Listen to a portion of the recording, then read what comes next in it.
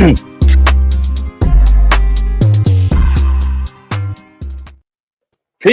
Deluded, I'm back again. We've got EGAL in the car. He's part of the furniture. He's someone I consider a friend. It's always lovely to talk Arsenal with him. He's been doing the most on social media, which we'll go over. How you doing, my friend, man? We got a lot to discuss. Hey, I've just been putting people in their place because you got Chelsea fans talking about Liam Delap like he's like Viktor Gyökeres is inferior to him.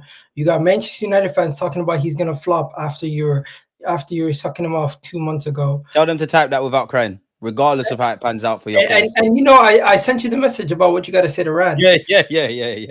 So I sent it to Rand, so he's on you. Even when you have your show, you know what to do.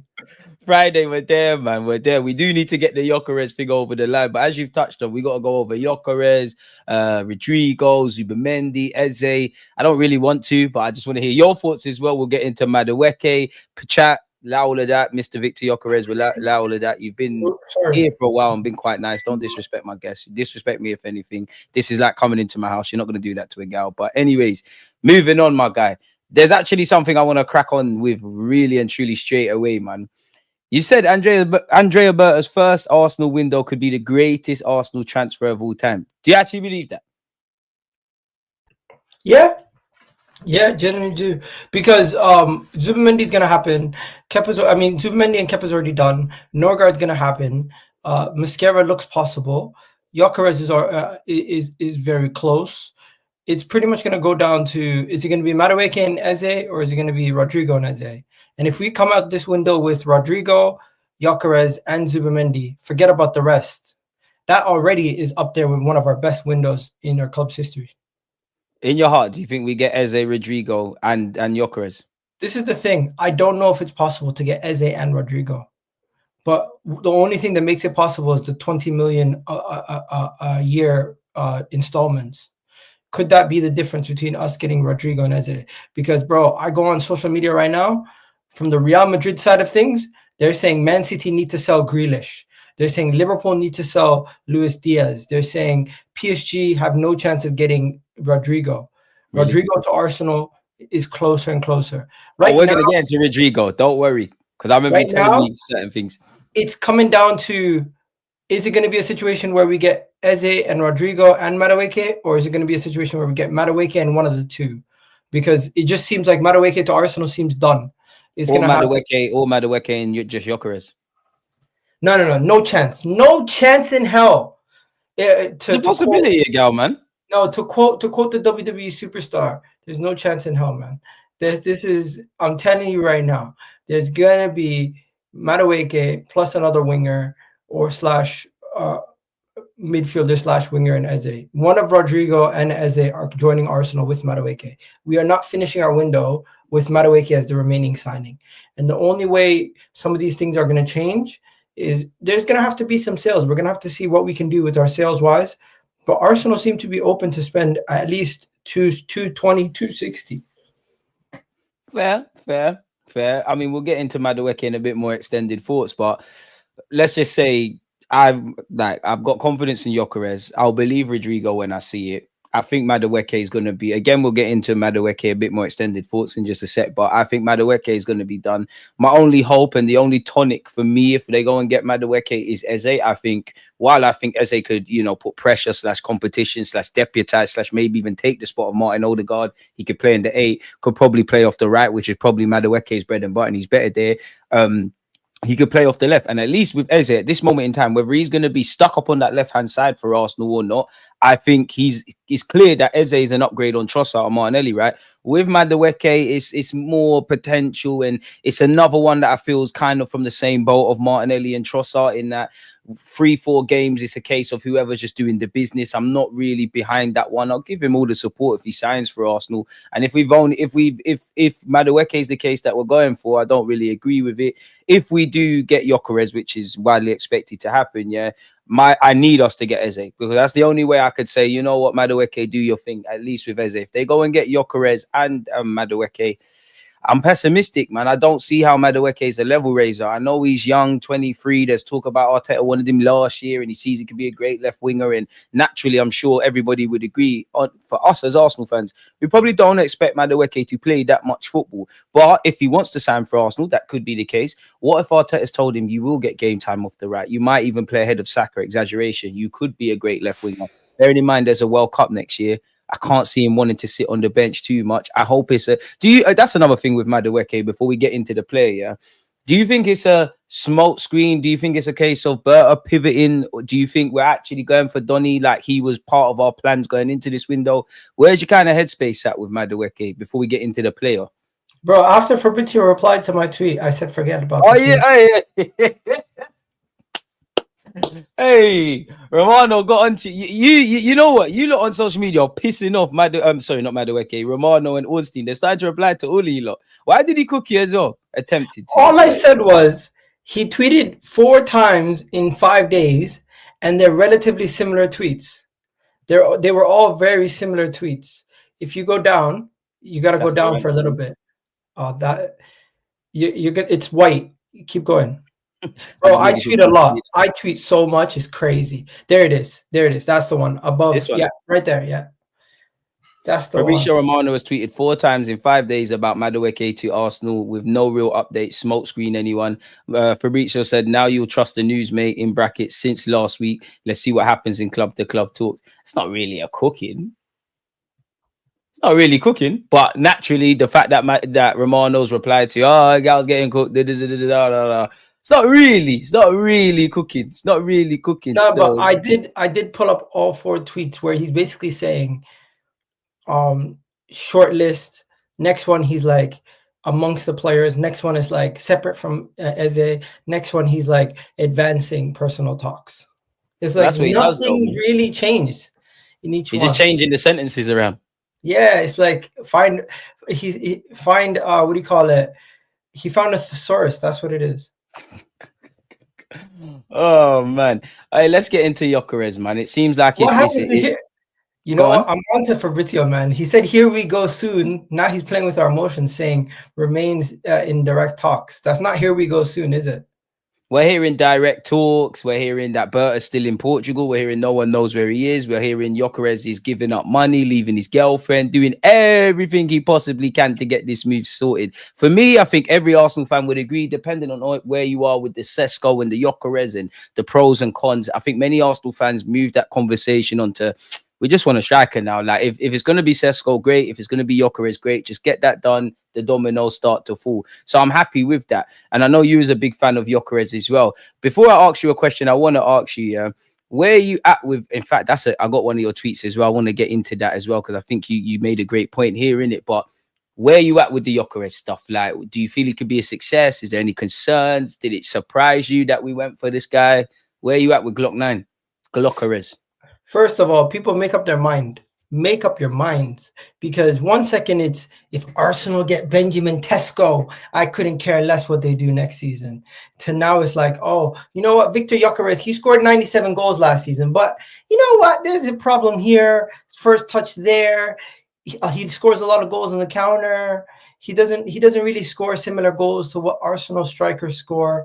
That's the reason why we're signing him. Get it through your head. He's off the cup, yeah. The reason why we're signing him is not for him to play like Jesus and Havertz. The reason why we're signing him is to have a guy like Alan Shearer who can strike the ball with 2 feet, who's very tidy. Put the ball in the back of the net, man. Someone that wants to kill spaces. And when was the last time we had a ball striker? Because I feel like all our strikers lately have been either poachers or finesse men or pace or had pace. There's only 3 players to answer that, what you just said. There's only probably 3 players or 2.5 players, I believe, in our attacking unit. I would say Saka, because obviously he's done that. He doesn't really score, but I've had previously said I think Trossard's the best finisher at the club. I don't really have a leg to stand on if he hasn't got the most goals. And I say 2.5 because Wanyeri in it, but he's just come on the Moreno. Huh? The best finisher is Moreno. I mean, he's better than Kai Havertz. He's up there. That's another one. I don't know if he's the best finisher at the club.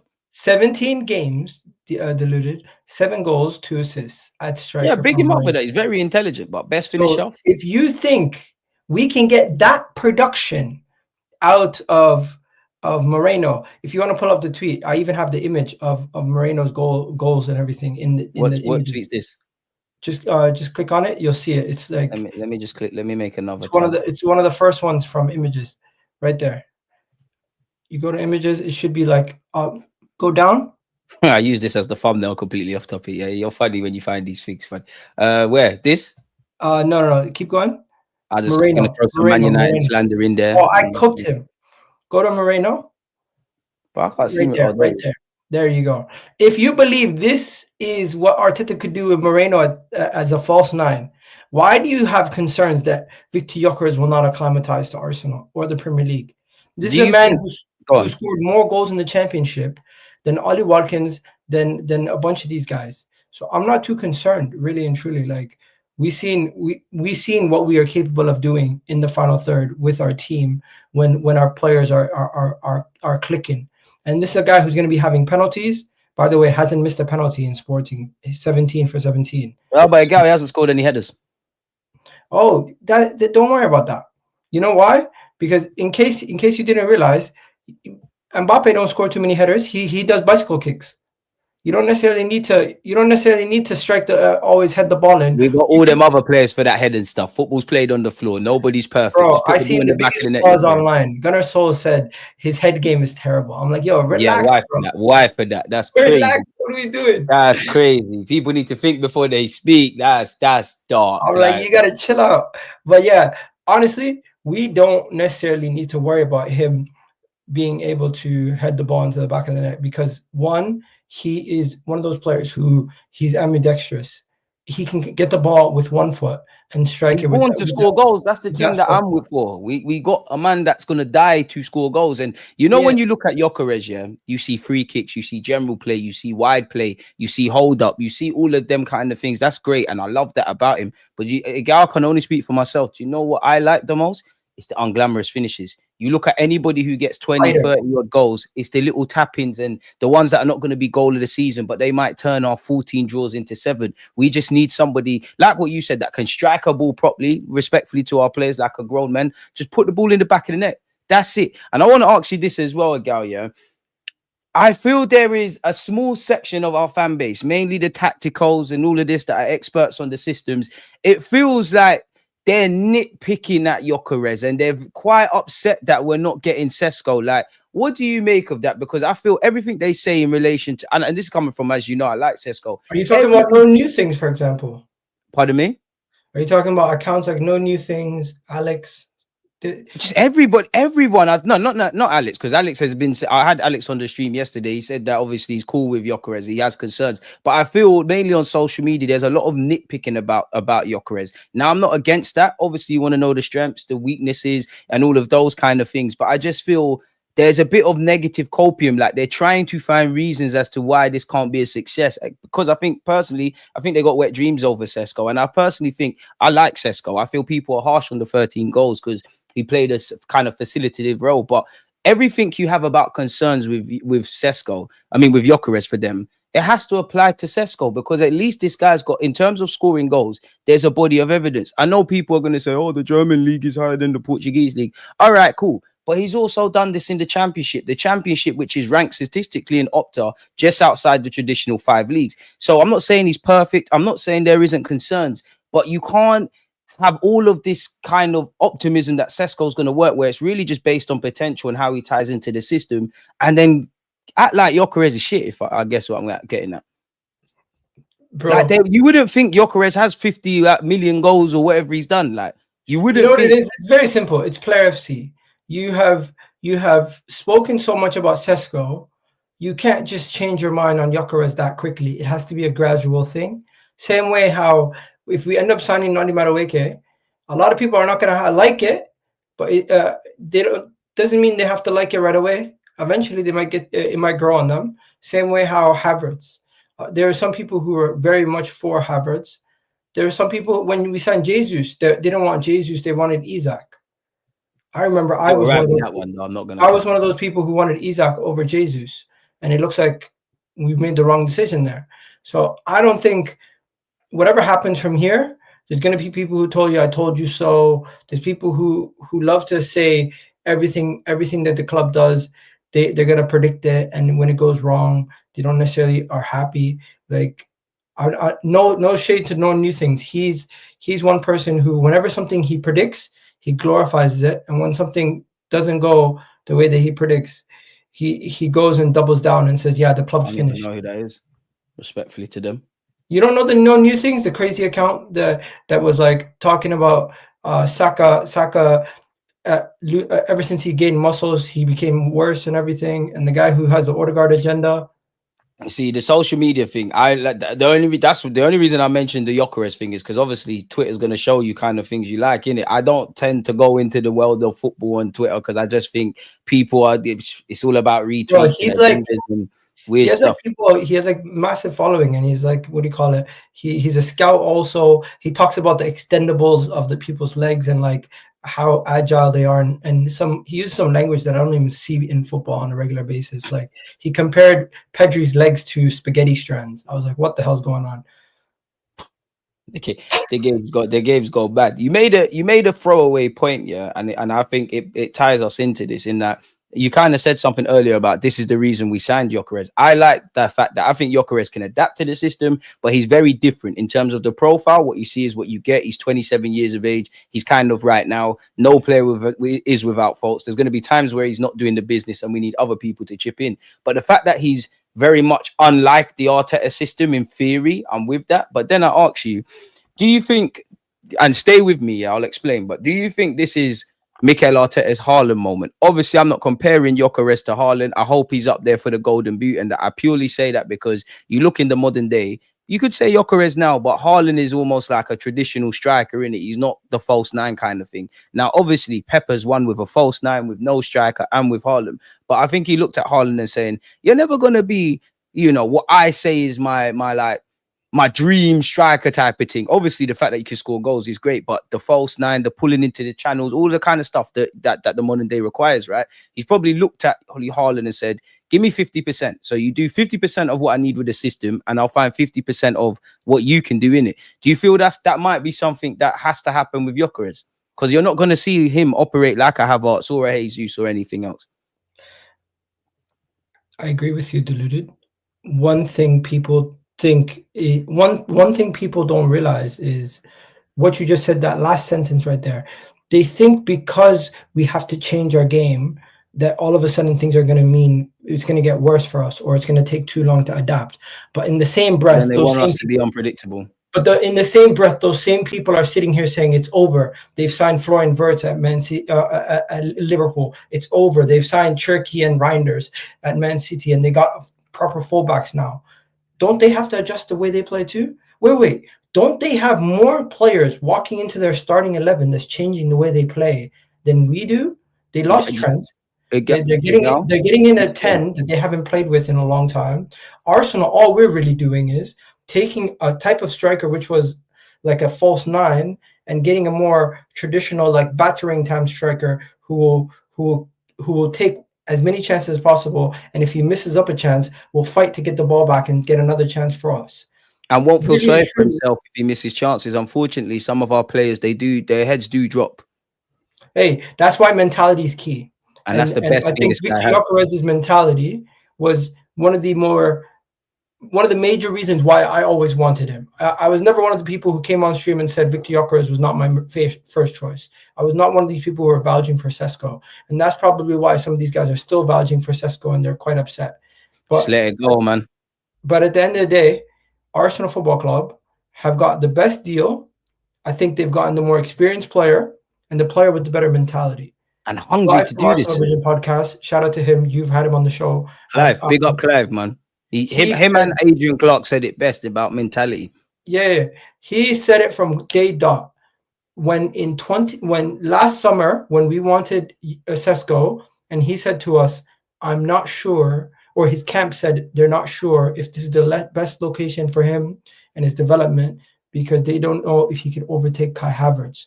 Where Viktor Gyökeres' camp, the moment that they got in contact with Arsenal, they started saying, "We want the number 9 shirt."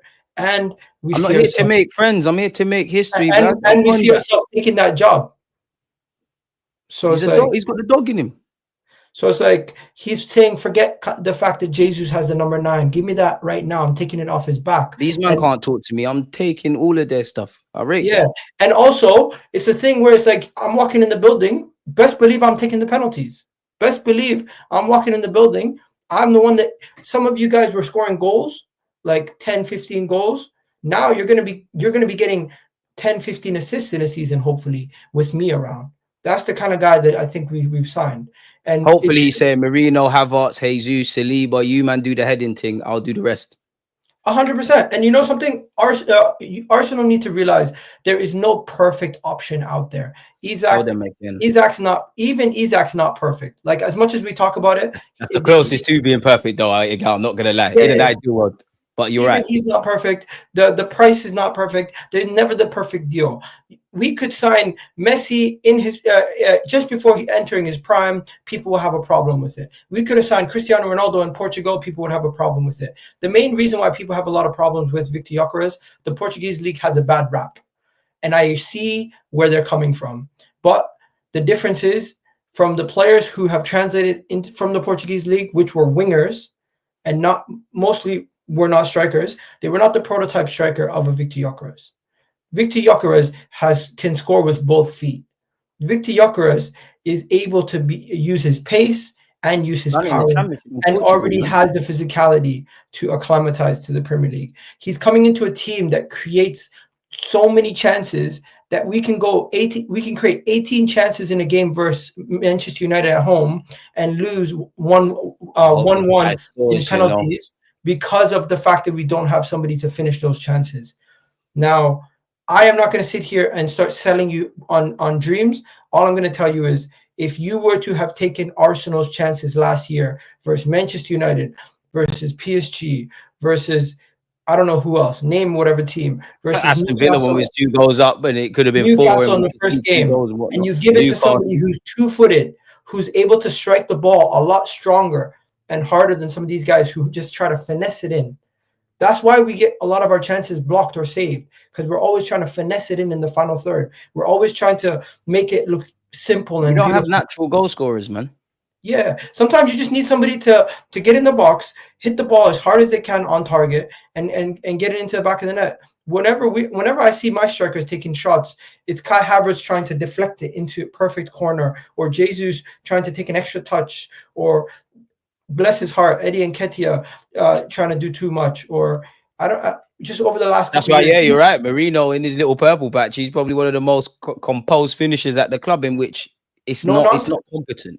Really, when you remove the romance, it's not making sense. We're not going to get over the line. And do you know what's so funny, again? I would say and I'm not talking about people that don't have concerns about Gyökeres and are not open to be proven wrong. The ones that are so heavy, and this is coming from one of Sesko's biggest fans, the ones that were so enticed by what Sesko could do and the potential, and they use the buzzwords on social media. Do you know what's so funny about them? Yeah, it's always trust the club, trust the process. If Mikel Arteta wants him, all of these things, when it's a player that you want. Now it's a player that you're like, oh, I'm not sure, which is crazy. But, now you're not saying that kind of thing. And I must admit, you can want Sesko, you can want Gyökeres. But let's be honest, the nerds and all of that, I think there is a disparity between how man are talking about Sesko and how they're speaking about Gyökeres. I don't think you've played football at any level, because you would think Sesko is up here and Gyökeres is down there. I have no doubt Sesko is going to be a great striker. I have no doubt, even in the 5 years ago, that Gyökeres stays here. By God's grace, we win a Premier League and a champs and do all those things. Equally, we might look back and think, oh, there's Sesko. But there'll be a next one. I like the fact that this is win now mode. When I look at him at 27, when I look at Zubamendi at 26, when I look at potentially Eze, I don't want to count my chickens before they hatch, at also 27, this is telling me go and get it done. And no, they fancy him. They defo fancy him. They fancy him. I'm not downplaying Sesko. But if you were to talk about systems and all of that, it's all potential based primarily with Sesko. And I can tell you about how he was a facilitator for Openda, how I think people are harsh with the goals, how I feel he runs fast, he jumps high, he's got the physical qualities. I actually think his mentality is good. But because of that, you would think Sesko is up here and Gyökeres is down there. Gyökeres has a proven track record. He can adapt and he's hungry. He's coming back to these shores with, the point to prove. It's a bit like if we were jumping ahead, but signed Adam Lukman. Everyone's still, even though you've, won I think African Football of the Year, you've won Europa League, you've done all these things. People still remember the one that, you know, missed it, tried to chip a penalty and missed. Everyone would look at Gyökeres right now and be like, oh, Look Portuguese at league. Fernando Torres at Chelsea. You get it. Portuguese league championship. Oh, he was at Brighton. They signed players from all over the world. Why did he make it there? He's going to have that swagger. And in that sense, in terms of adversity, there's a lot of teammates at Arsenal that have had to prove those doubters wrong. And we spoke about this the last time he was on the platform. Whether you get Sesko, Gyökeres, even Zubamendi, because I've been hyping him, there's pressure on Arteta to deliver, but there's also pressure on these players. And I think pressure's a privilege. Even and Rodrigo wants that. Go on. Everyone wants Rodrigo, but Deluded. If we give him 300K a week and we pay 70, 80 million for him, he's going to be on more pressure than Florian Wirtz. You know that, right? They're all going to be on pressure. Obviously, Arsenal gets. They're all. Yeah, no. Rodrigo joins Arsenal. He will be under the most pressure out of every player in the Premier League because he plays for us. I think they're all equally because he will officially be our most important player. I mean, by default, yeah, but I don't know. I need to see it. I want to go back, just make a brief comment on what you said, yeah, about how we need to change and whatnot. You're going to see the real onslaughts Liverpool now because they've had a market. There's probably going to be some little Klopp things he does, but now you're going to see him. City need to reinvent themselves. And Pep, even when they've been at the top, has reinvented themselves. We need to reinvent ourselves because on one hand, unpopular opinion, how we play is fine. I have no issue around it. But you see, in terms of fine margins, now we need to be a bit random, whether that's changing systems in-game or in-games, whether that's, you know, people swapping flanks, whether that's penetrating central areas. Signing players is part of the job. Of course, like EGAL saying, if we get Rodrigo, Eze, Gyökeres, this one, that one to go with Saka, we're bullish. But I think everybody's going to be naive if they think these players rock up and we're breaking down low blocks. There's a lot to do, but it is a step in the right direction, man. Like, I can understand wanting Sesko. I can hear it. But you can't say, how can you not be excited about Gyökeres? How? The man's lit. And I also, while we're on the topic of Gyökeres, people talk about the Portuguese league. I saw this tweet and I thought, yeah, we're going to speak about this because you articulated it perfectly, innit? You said, for anyone just listening on the audio thing, make sure you're liking, subscribing, and you're following EGAL. It's in the title, EGAL Talks Football. Stop comparing Darwin Núñez to Viktor Gyökeres. Gyökeres has got more goals this past season than Núñez did in his 2 seasons in Portugal. Expand on that for us. It's very simple.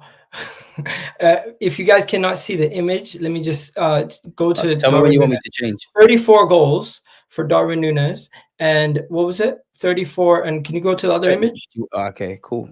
34 and 14 over a 2-year span. And if you also look at the XG, Darwin Núñez slightly overperformed his XG, where Viktor Gyökeres in the same league had 50 goals in about like 50 something games, where Darwin Núñez in 85 games had the same like 48 goals. So I'm just telling you guys right now, when you guys say Darwin Núñez ripped up that league, there's a different level. Nobody's going out there and signing a striker that scored 97 goals over 2 calendar years and telling me, oh, he won't be able to score goals in another league. It just doesn't make sense.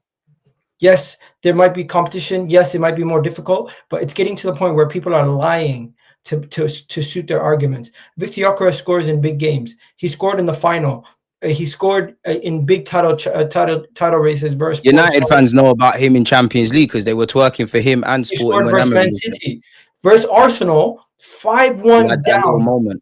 5-1 down. Was it 5-1? 5-1 down. He's still busting his ass to get a goal, to get something. What the hell is that?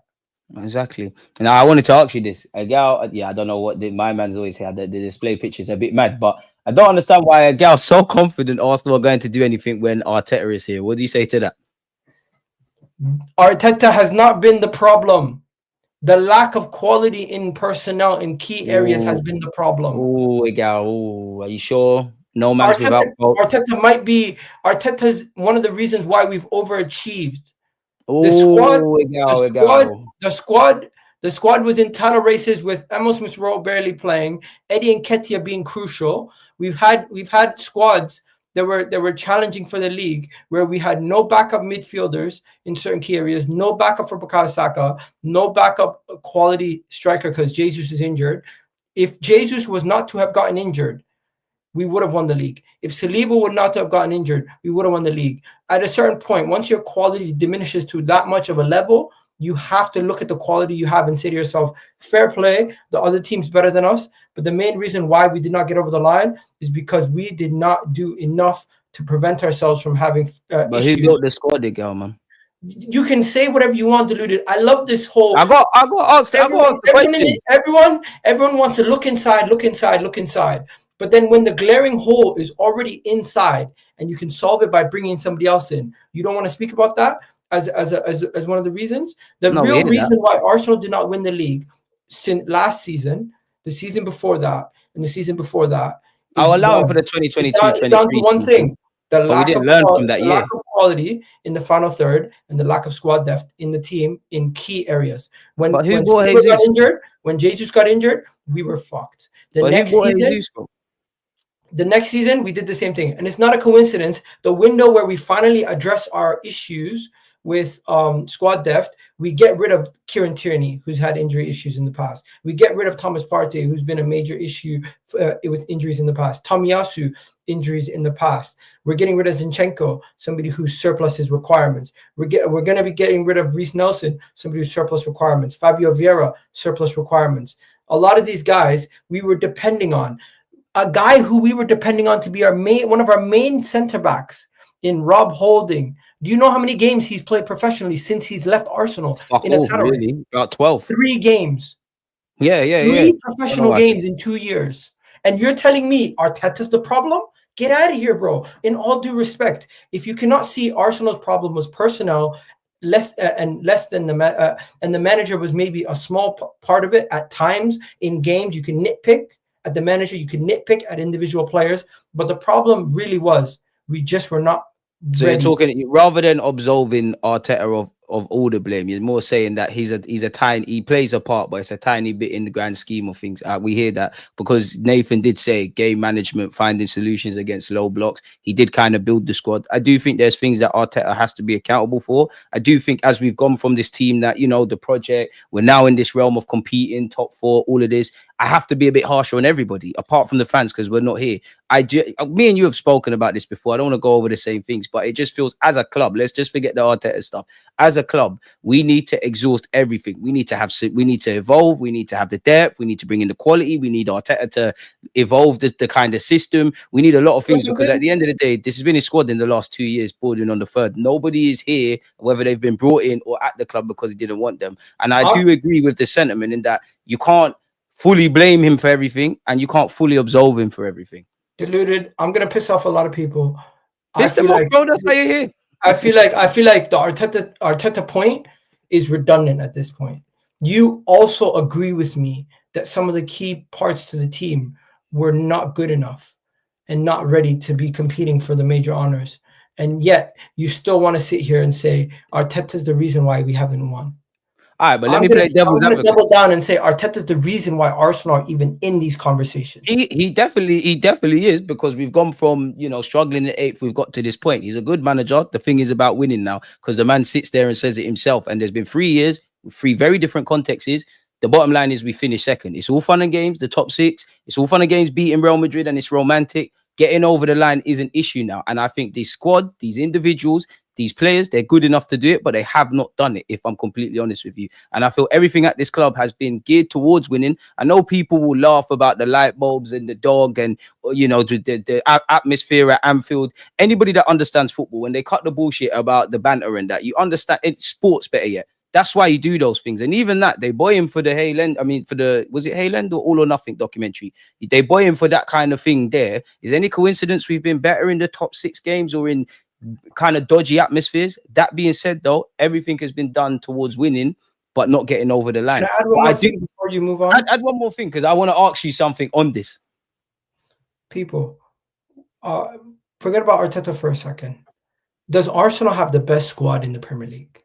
Because the way you guys speak is as if Arsenal have the best squad in the Premier League or the second best squad in the Premier League, and that Mikel Arteta is the hindrance on why we don't win.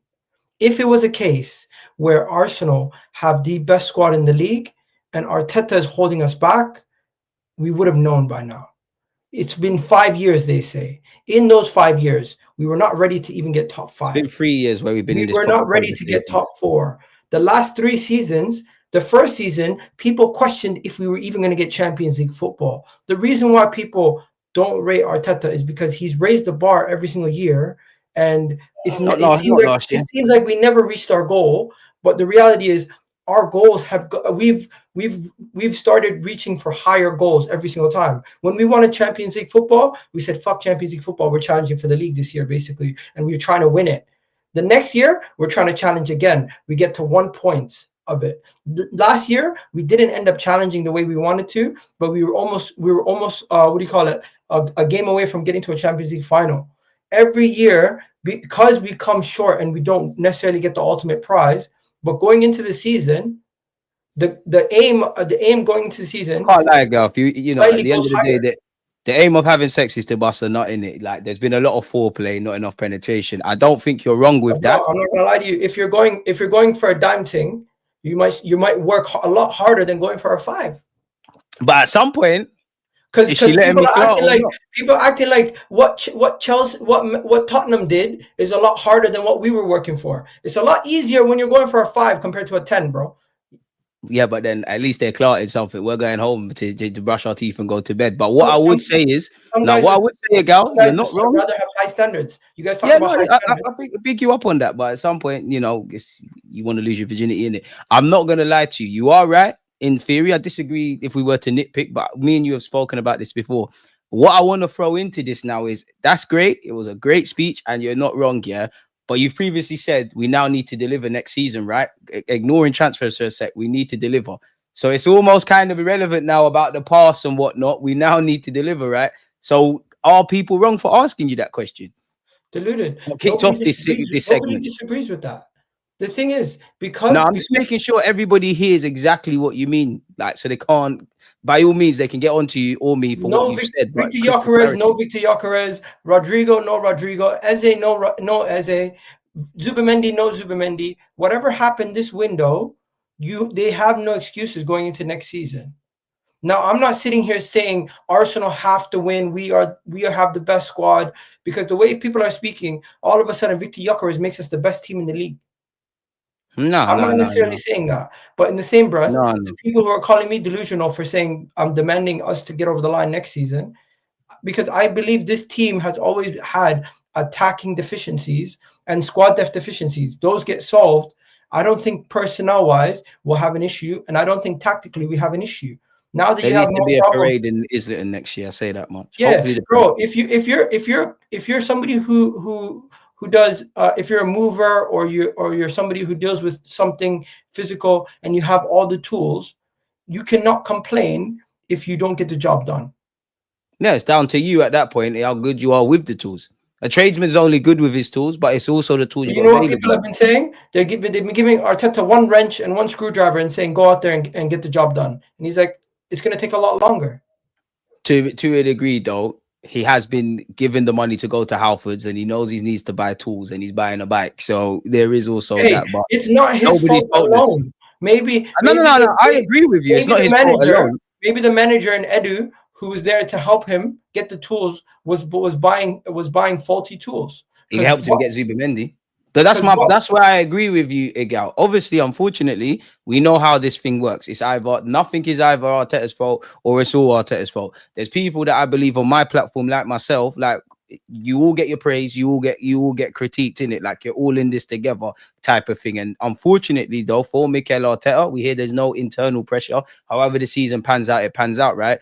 Regardless of what we say about anything, you signed a new deal for one. So that tells me you believe in what you're doing and you believe you can get over the line. That's one. Two, unfortunately, this is the nature of the business, innit? Like at some point, it has to be on the manager. And even when people say, who are we going to get? What if we flip that and say, just to argument's sake, and people like to say, oh, Mikel Arteta is going to walk away one day, doesn't feel he's being backed. If he does that, that's all fine and dandy. But everybody's going to want a new manager, right? Surely. And at some point, you have to try something new. We're forcing this conversation. Why is it that in other sports, there seems to be a little bit more of like trust in what's going on at their place, where in football it's like changing managers is the way to success. It's not always changing managers. It's not the way to always the way, success. but he's been here for a very long time. I'm just being devil's advocate. He has been here for a long time. He has, And I and think I it's don't. warranted. I think Yeah, no. And you even said the 5 years thing. I've always said on my platform, the whole 5 year thing is air to me because like we weren't in a title conversation for 5 years. Once 2022, 23, up until this point, so heading into a fourth, this is now where I'm looking at stuff. I think the manager's good. I think these players are good. I think they're too good not to have more days out at Wembley. And I do think now it's now whetting the appetite of our players. As I said, we're doing everything geared towards winning, but actually not getting over the line. I need my boys to have some days out at Wembley, if I'm completely honest with you. Hopefully that is the case. But as you said, man, like it was a good question to kick things off. But as you said, this is neither the time nor place. Let's just stay with the hopium and copium and move this on. So yeah, Gyökeres, it seems like we're moving in the right direction, folks. Sesko, what do you think's gone on with the Sesko Leipzig thing? Because remember the last time you was here, yeah, and I said my hot take is just based on what I read, I think give or take, we've got 70 million to play around with, either for Sesko or Gyökeres. I did think we would get Sesko because we put the groundwork in. He just seemed like the Arsenal kind of one. Why do you think it's gone left for Leipzig? Because I like the fact that we've pivoted, and some are liking the fact that we get Gyökeres. But why do you think the Sesko thing didn't work? Did you pull up the? Did you recently check the Hand of Arsenal tweet about it? Because he spoke about it, and underneath I tweeted, Marcel Schaef, you're a legend. Because I saw you tweet that. Yeah. Because he emphasized that they don't want nothing less than 90 million euros. Best of luck, Sesko, man. I think you got quality. Sesko, you're gonna have to learn Arabic, bro. Because unfortunately, no one's paying that. And this is the thing, they will get their move. It would it might be disappointing for him, but it actually wouldn't be bad to stay in Germany for another year. Where Leipzig have shot themselves in the foot, I'd imagine there's other European teams sniffing for him. But where they've shot themselves in the foot is you've done what Napoli did, didn't it? You've done the overpricing thing. You know you need money because you're not in the Champions League. Again, you know, I'm sure if we were to look at Leipzig's players, people would have Sesko, people would have Lukeba, people would have Xavi Simons, people would have. There's a couple players in it that people would have, but it doesn't feel that anyone's going anywhere. They're desperate to sell. They're desperate to sell. They can't be desperate because they're being too greedy. They can't be desperate. They're desperate to sell, but in the same breath, they're looking around and they're saying, "How is Cunha going for 75 million euros, and you expect me to sell this guy for less than that?" They're really just basically saying we're gonna either sell him for the price we want, or he's not getting sold at all. And Benjamin Sesko's team have said we're not gonna. They took shots at Arsenal, and we're not gonna. We're gonna do the gentleman thing. We're not gonna rock the boat kind of thing. Where you look at Gyökeres, his agent, they're on that. From there, I don't really give a shit what he does, because in my opinion, he's not ready. He would have been somebody who would have had to take 2 years of development to even get to the level that Gyökeres is at now, with his confidence and self-belief that you'd have off the back of those 2 seasons at Sporting. And I do think development, the confidence, and just being a striker. Just competence, man, because you look at Gyökeres. A position like that, your self-belief is so important. This is what I'm saying. This is where, because you look at Gyökeres, he's had in life, it's not the good stuff that makes us, you know, it's not getting the job that you lot want, getting all of that. As everybody knows, it's the setbacks. Gyökeres has had setbacks. You didn't even, everybody looks at Coventry. Go and look at Mark Robbins. If anyone cares, go on YouTube and just read the random, or watch the random post-match comments from his time at Coventry. He didn't start playing straight away, so he had adversity there. Brighton buy players from Africa, Asia, South America, wherever, Scandinavia. They get all these players. They bought him. It never worked out. He was languishing in the under-21s. I think he went on loan at Swansea that breeded mixed success. Obviously, he's had a high at Sporting now type of thing. So like you said, you're right. You've had the highs and the lows. You've got that kind of headspace. Sesko, I'm not going to say he hasn't gone through adversity, but like Egal is saying, there's a lot of those kind of things you haven't. And you know what, for me as well, bro, when I look at Sesko and when I look at Gyökeres, do you know what the biggest thing I learned from both of this is? It's actually these football clubs, including us and every club. In fact, the business and the nature of football is scummy, because what did we hear with Gyökeres? Gentleman's agreement. What's in cold-hearted writing? 100 million euros release clause. What did we hear last season? Sesko, you're going to get, bearing in mind his previous deal, he had a 60 million release clause. He's probably an Arsenal player if that stays there. We'll give you a new deal, give you some money, gentleman's agreement, don't watch nothing. What's happened now? I'm not necessarily saying it's wrong, because if I'm in Leipzig or Sporting's case, and like you mentioned, if Cunha's going for this and that's going for that, and the English clubs are involved and the striker market isn't flush with talents, I'm going to get the amount of money I need. But they've shot themselves in the foot. But you are right. The fact that Gyökeres' experience is a good thing. Do you think, Gyökeres is going to start ahead of Kai Havertz? Because that was something I thought with Sesko. Oh, maybe Sesko allows him to kind of, balance the game time out. I'm not gonna lie. I'm not really here for this Kai Havertz. I big him up, but I'm not here for this. Kai Havertz has to start the first game of the season. Get Gyökeres in early pre-season. You do your thing. When he needs a rest, if it's not happening, then you make changes. But where do you stand with the Kai Havertz and Gyökeres thing, and what does that mean for Arteta as well? I like it. I like it. I think people need to realize Kai Havertz in a year from now could be potentially gone. This is a 1-year experiment. We have heard rumors about that. Yeah, this is a 1-year experiment to see if Gyökeres and Havertz can coexist, if Havertz can be rotation for the striker position. And I thought about it myself. Do we have any other real striker options if Havertz was to leave? Yeah, fine one, isn't it? Bring my Eze and make him play false nine. Because we would be back to square one if Gyökeres were to get injured. So Havertz staying for one more season, for this upcoming season. Havertz is staying, man. In terms of depth and 2 games a week, 3 games in 10 days, we're gonna need Kai. As I said, big up Rory. As I said on the show I did with Rory, if we just use the first 10 games of the season, right? Let's just say for 9 of those, it's plain sailing. We're winning, we're scoring goals. Gyökeres is bagging. That's 9 games, right? What if game 10 rocks up? Gyökeres is on the pitch, this one's on the pitch, that one's on the pitch. It's just not happening. Man are having bad games. There's just not solutions. You look on your bench, Kai Havertz comes off the bench, bags a goal, we keep it moving. It's them kind of games, yeah. You see, like there's games where you look back in May of the following year and you're like, oh, maybe we didn't lose, but maybe we could have won or lost the title in these kind of games. That's where I want to see the kind of squad players.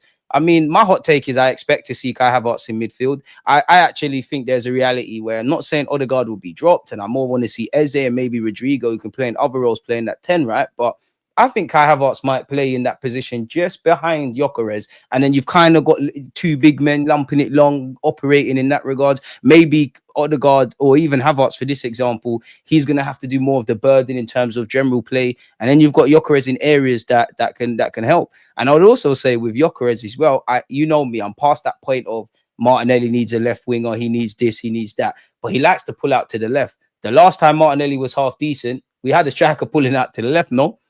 Martinelli will get so much more assists, more freedom, and more space in behind with Gyökeres available in this team, because there was no sacrificial lamb. There was no central focus. And Kai Havertz will now be able to come in and have less pressure on him, because when are people going to realize 65 million is not much? If I'm not mistaken, Nico Gonzalez went to Man City for a similar price, and now they're already trying to bin him off. Come on, EGAL, man. It's a lot Bro, of people. There's much worse players who've gone for 100 million in Jack Grealish, and people still talk about Kai Havertz as if he's a bigger flop than Jack Grealish. I'm sorry. I hear you with that, because he was signed for 100 million, but like in terms of player, Jack Grealish is better. Why do people not speak about Jack Grealish's price tag and him more than they speak about Havertz? Yeah, no, I hear that. Why don't people? We did overpay. Come on, man. We overpaid. Why don't people speak about the fact that Nico Gonzalez went for so much money in the summer transfer? Because I don't get engagement with EGAL. You know this. You talk about Arsenal and Man United, clicks, engagement, bills are being paid. Even Chelsea. How many players have they bought for 20, 30 million who don't even sniff their first team? They just buy any winger with single plats over there. At this point, we need to start realizing that 65 million is the going rate for a player who you might not deem to be the best, but still there's going to be risk. If you want a sure thing in football, there's almost no sure things in football. We could sign Rodrigo and he could flop. I'm not saying he will, but he could. So all this stuff about show ambition, show this. Liverpool did not show any ambition last summer. They won the league. You do need some level of things going your way. I'm not saying everything went Liverpool's way. I'm not saying they were lucky. I'm just saying them not having to face any major injuries to some of their key players because they didn't really strengthen Chiesa is not really a good backup for Mo Salah. Yeah, Mo they did Salah. Onslaught dirty. That's why they need to give Onslaught all the money and all the things this year as well, really. Arsenal did Arteta dirty last summer. Yeah, But you know something? everybody did People themselves blame dirty. Arteta for signing Calafiori. People blame Arteta for signing Mikel Moreno. When I'm not gonna lie, Arne gal. Slot gets no Gal, I'm signing, not gonna lie. I'm not gonna lie. I'm not saying you're wrong, but we have to be honest. The Athletic, which is a mouthpiece of the football club, they did say people internally had concerns about spending that much on Calafiori. Arteta pushed for that. The same with Mikel Merino. Now, I like Calafiori. Merino's been cool, but we can't do the Arteta is a sacrificial lamb thing. I can't lie. you know something? In the grand scheme of things, but we fucked up last summer. Everything we're we talking had- about that we want to do now, we should have done last summer. 1,000,000%. in the grand scheme of things, we had a major injury crisis in the left back defensive area last season. And imagine if we didn't have the That's extra why I'm value. happy with Calafiori, but it was said. I think that was more of an indictment on Kieran Tierney and Tomiyasu not being trustworthy. Everyone's got a whole blame, man. You're right on that. You know, you're right on that. And while I think it's kind of harsh on Tomiyasu, he needed to go. Like, Deluded. If you level up in life, certain things in your life are no longer going to be as useful as they used to be. For example, if you have a gym membership, right, and you're paying this gym membership on a regular basis, but then you move into a place where there's like a public gym for your either condo or wherever, you're gonna now start using that public gym. You're not necessarily gonna still go to that same old gym. Or if you have a treadmill at your house, or if you have something in your house that you're using for a long time, but then eventually you no longer need it because you now have another service that will allow you to utilize that better. Why are people still complaining? Because you've upgraded in life. That expense was not a waste of money. But Egal, you know, that expense was not a waste of money because at the time you needed to pay that money. There's a lot of people that are not reasonable. Like, I like Calafiori. I'm just saying that is something I've always maintained. I think we've got false depth defensively, and I'm going to mention this one more time, Miguel, until it happens and we're on the stream. I still willing to bet you that we sign a left back. But away from that, though, in fact, speaking of left backs and defenders, what do you make of Gabriel Heinze being announced? Me, I like his passion. Just from, I'm not no expert on him, but just by browsing, my hot take is I think he might push Mikel Arteta to play some young players. And thirdly, I like it because it's something different. It's a new voice. You're seeing what City got over there. Colo Torres rocked up. They got the ex-Liverpool guy. I think we kind of need that. But yeah, man, what do you make of that?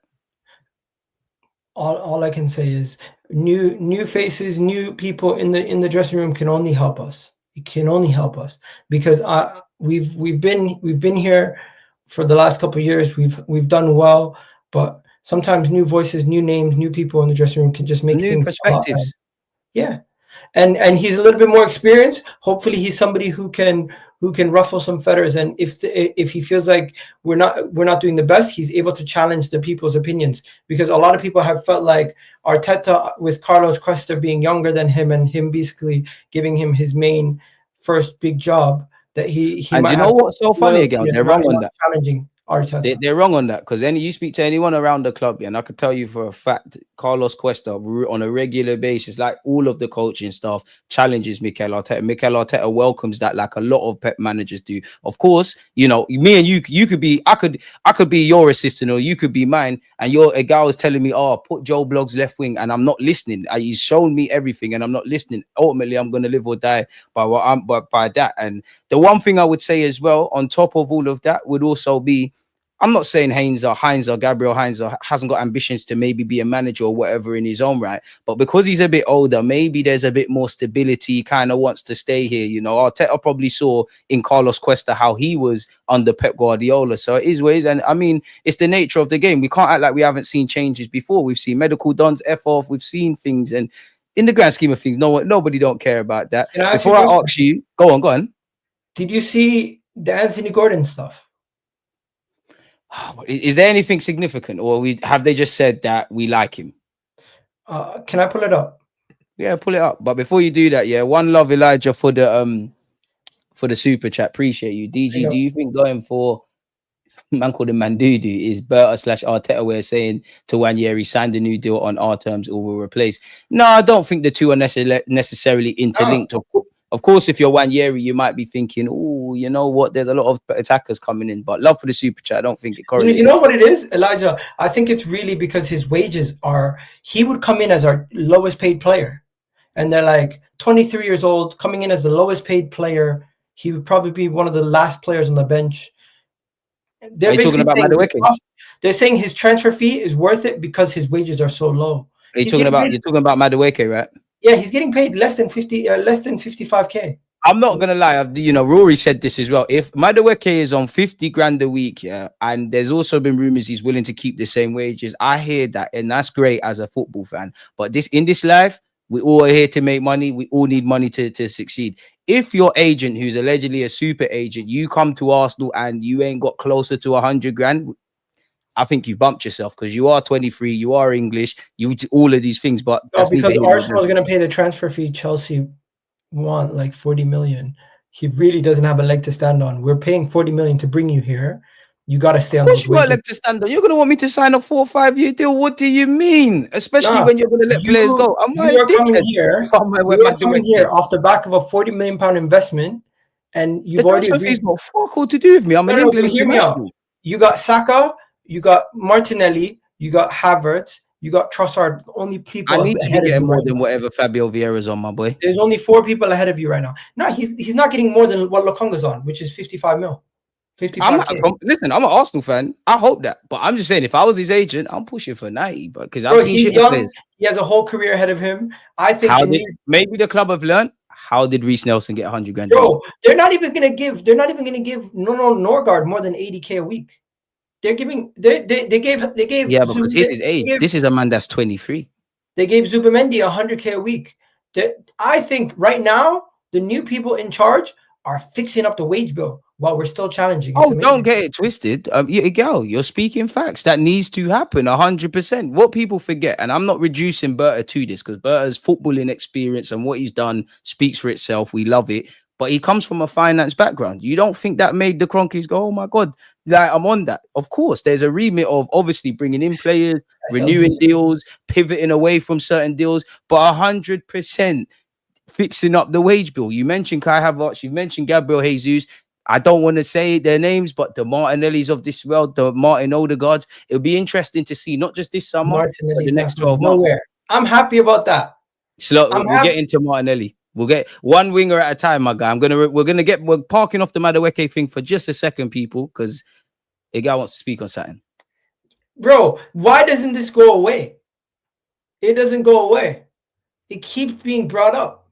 Does it have something to do with Ethan's agent being the same agent as him? Maybe. There you have it. There you have it. Then obviously that could help us. We might be able to float conversations about Gordon. But there you have it. There you have it. No, but David Ornstein keeps mentioning him. He does. Every day keeps mentioning Anthony Gordon. And I'm not gonna lie to you. I like Eze. I like Rodrigo. Anthony Gordon, I would say, is third on that list. He's an upgrade on Martinelli. I can't. But he would cost more money than Eze. Is Anthony Gordon make sense?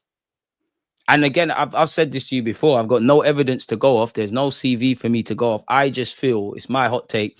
I obviously Arsenal versus Newcastle, and like when they're playing, it's a bit argy-bargy. It's become a bit of a derby and stuff. But I think it's above board. I genuinely think Arsenal's board and Newcastle's board do not see eye to eye. It doesn't matter if they see eye to us. My point being, on top of the English tax, the premium they want on Gordon, if this was to happen, we've probably got to add a couple more percentages.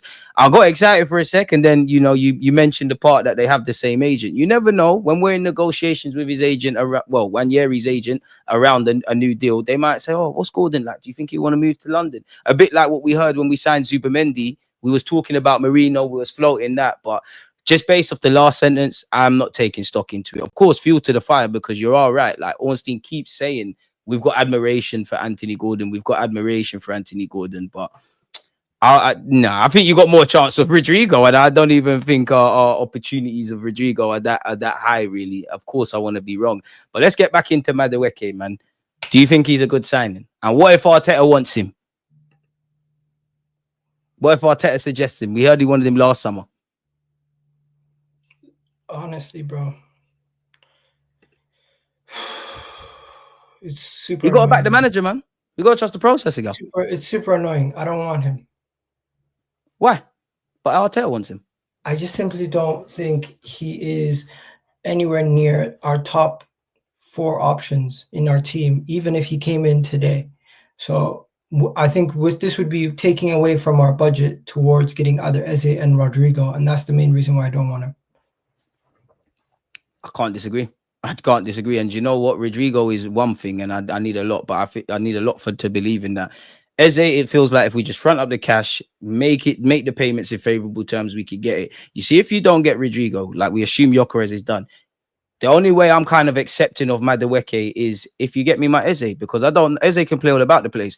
At least I can say right now in July, Eze is an upgrade on what we have off that left-hand side. With Madueke, not really. Now, if there's a reality, they go sign a left winger and a right winger in Madueke, and he mix and blends and he's in the squad. Great. You know, he is only 23. I will give him a chance.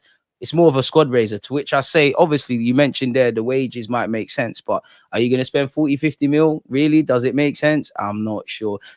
Somebody said Madueke is better suited than Rodrigo. You can't be an Arsenal fan. You don't want good things for us, man. So there's Madueke. Apparently, Arsenal, Mikel Arteta is a big fan of his. He looked into signing him last summer. He even if his best position is as a right winger, Arteta believes he can develop him into a great left winger. If Arteta wants him, that's fair enough. Arteta hasn't said that. Like, should you be wrong for not wanting him then? If the manager, don't you go back the manager? He's finally getting players to have a stronger side, like we said earlier. I think the manager is. I'm sorry, Deluded. I just kind of got rattled by something right now. Why? What happened? I got a YouTube warning over a Saliba video from years ago. I was like, "What the hell?" Appeal it. What? I'm gonna appeal it. But I'm gonna have to talk about it later. As for this, I'm not gonna lie, Deluded. I just don't want Noni Madueke because I feel like I don't know how much better he can get. I feel like Ethan's already better than him, or just as good as him. But It's only 23. I get the logic. I get the logic that he's young. I get the logic that he's going to be on low wages. I just don't get the logic of paying the transfer fee that Chelsea wants.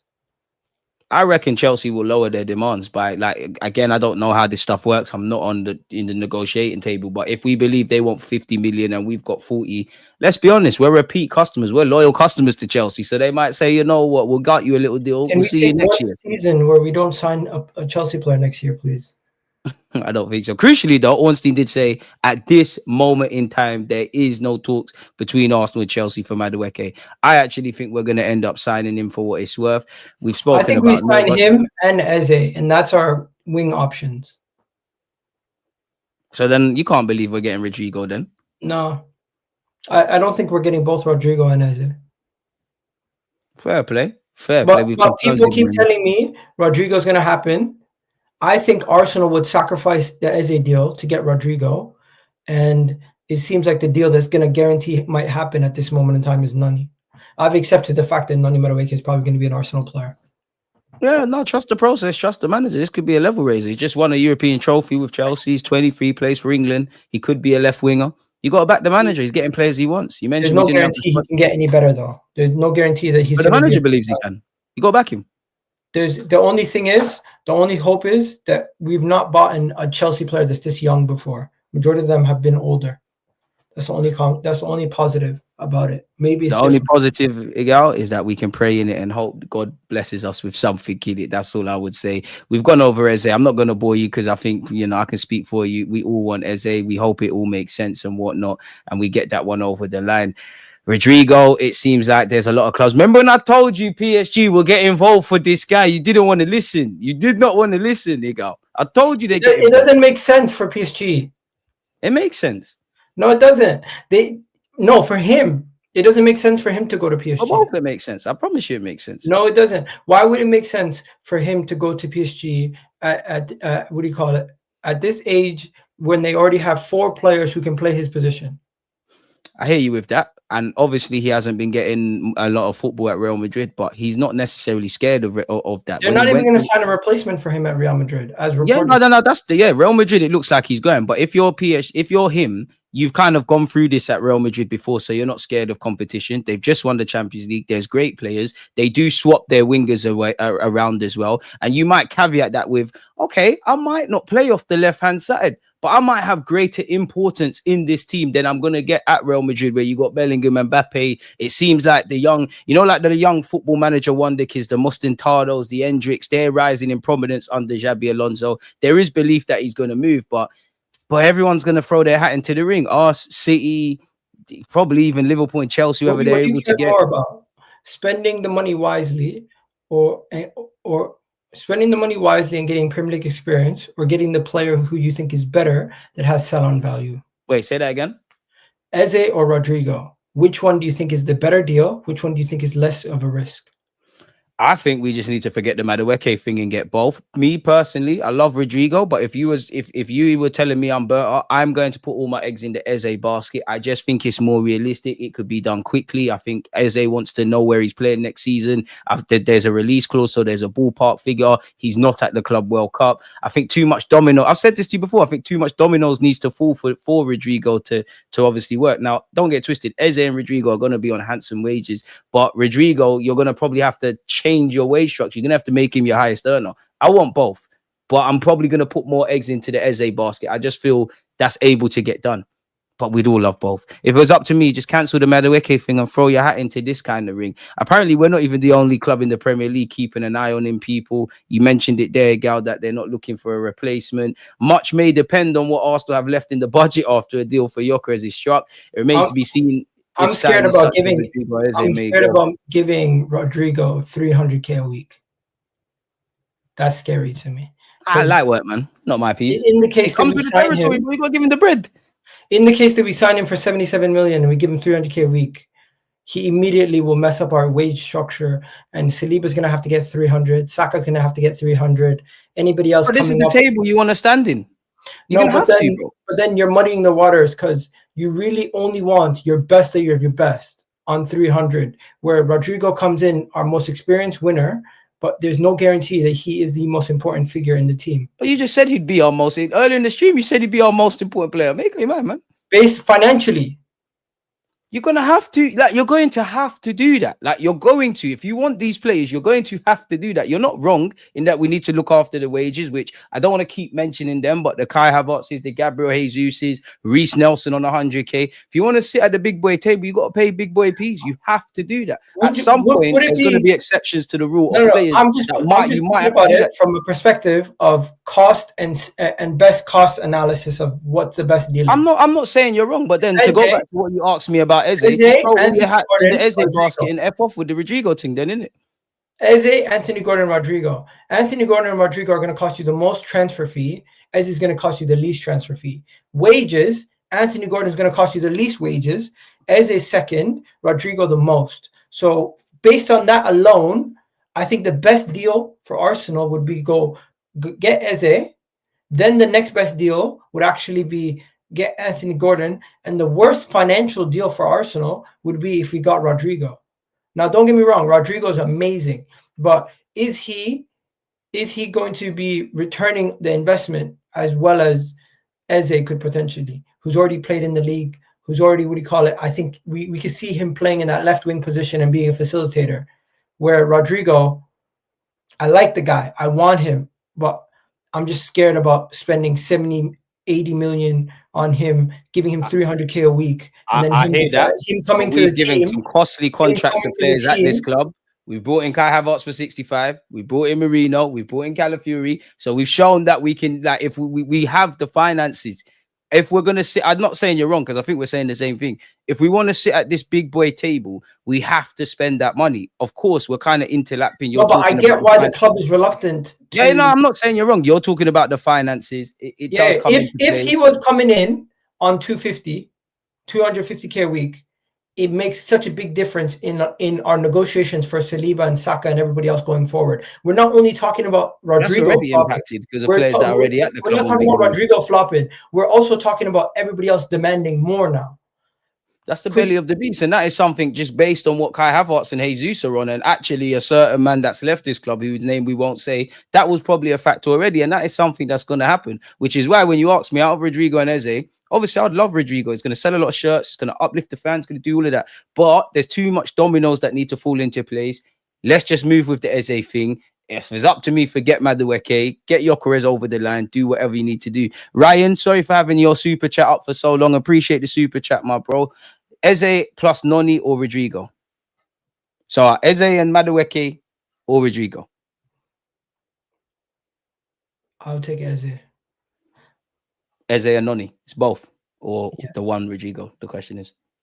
I want Rodrigo, but I don't see it being a situation where it's Eze and Noni versus Rodrigo. It's going to be Noni and Rodrigo or Noni and Eze. I think it's going to be Noni no matter what. That's the thing that pisses me off.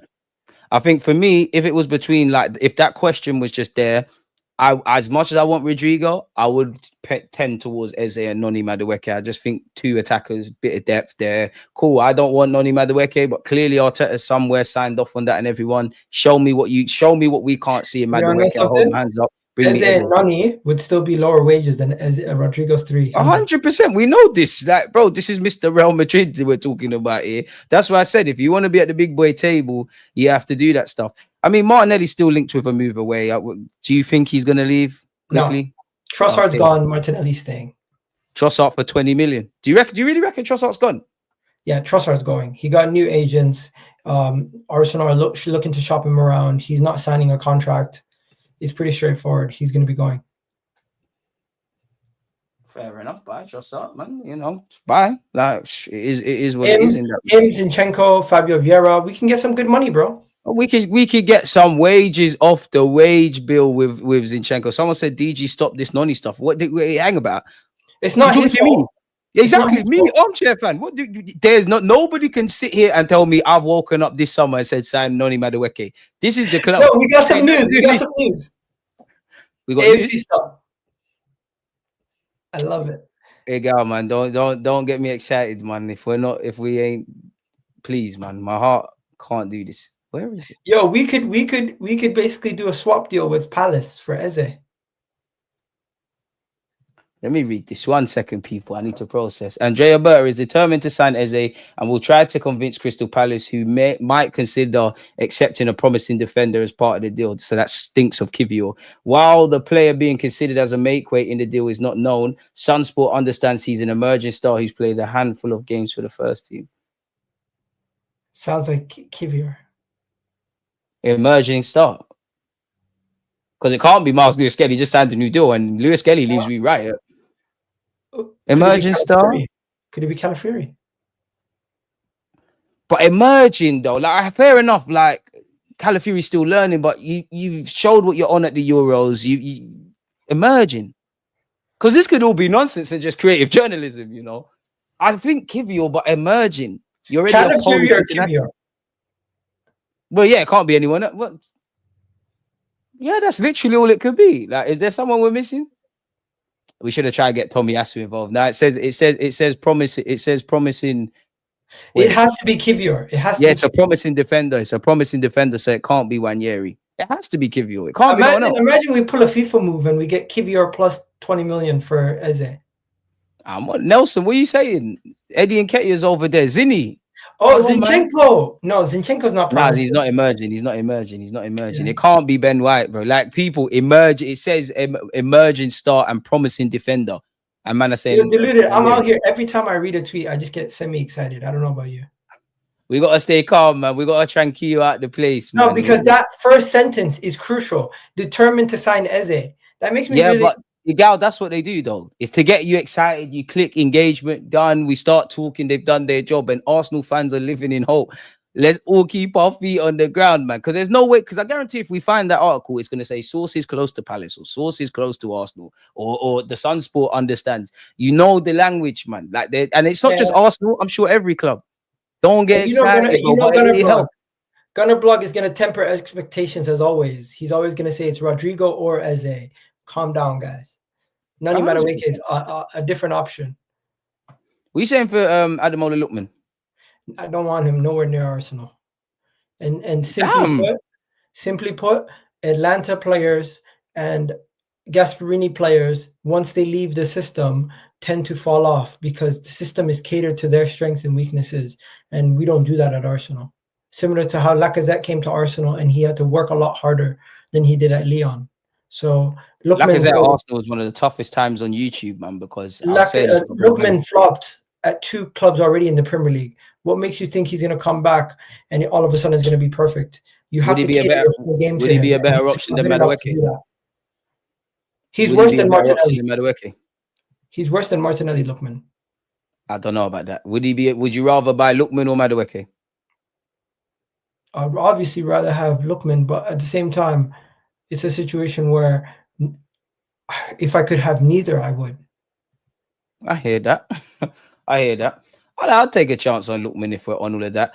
Rafael, apparently Milan are waiting for Bayern Munich to go for him. Apparently, you know, if 85 million, anything's possible, as it says here. You on the Leao hype or? Leao's like Rashford. Good world beater for 6 games, inconsistent on the bench or coming off looking like he didn't do nothing for 90 minutes. Personally, I would stay clear of Leao. Let somebody else take a gamble on him. I think he wants very high wages, and I just don't think he's that much of a game changer on a consistent basis. He can do it for 6-7 games, and then he'll disappear for the next 6-7 games. Too much money for that kind of stuff that you got as well, man. He's basically Rashford, but Portuguese. I think he's a bit better than Rashford, but this is when people think I hate Rafael when I say he's overrated. If we got him, I like him. I like the illusion of what he could be. I think you said it there. Like, you don't really know what you're getting from him. The good thing is you don't know what you're getting. The bad thing is you don't know what you're getting. I think all the different. I know people say he's lazy and all that stuff. I think if you want to do it, you can. I'm not issue with that. It's just the price, the wages, the expectations, what we want to do. And like you said there, you don't know what you're getting. I think if we want to be a team that keeps finishing second, has some good nights in Europe, good top 6 record, we're always so close but so far. You can bet on those kind of players. You see, if you want to get over the line, you need to know what you're getting from these guys, man. But we've spoken about Gyökeres. We've touched on everything, man. EGAL, let people know they can find you, man. Guys, you can catch me on EGAL Talks Football. I'm going to actually be live after this. Deluded. I'm probably going to go live. Just, I don't think there's going to be too much news today, so we'll just discuss what's going on. And yeah, guys, be confident, be happy. Stop letting people get into your heads, because at the end of the day, the people who are going to try to put you down are the people who are not confident about what's going on in their own house. That's the reality. How did we get here? What? Fair enough, man. Well, you going live literally now? Yeah, I'm gonna go live in like 2 minutes, probably immediately after the stream's done. So if you can do a redirect, I'll greatly appreciate it. Are you going live?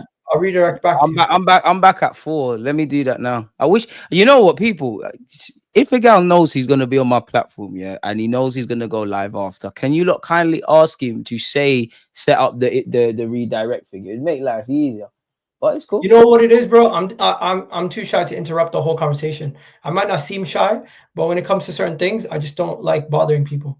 Why is it? Send me a link. Why is it EGAL Talks Football? Is it not up? It is.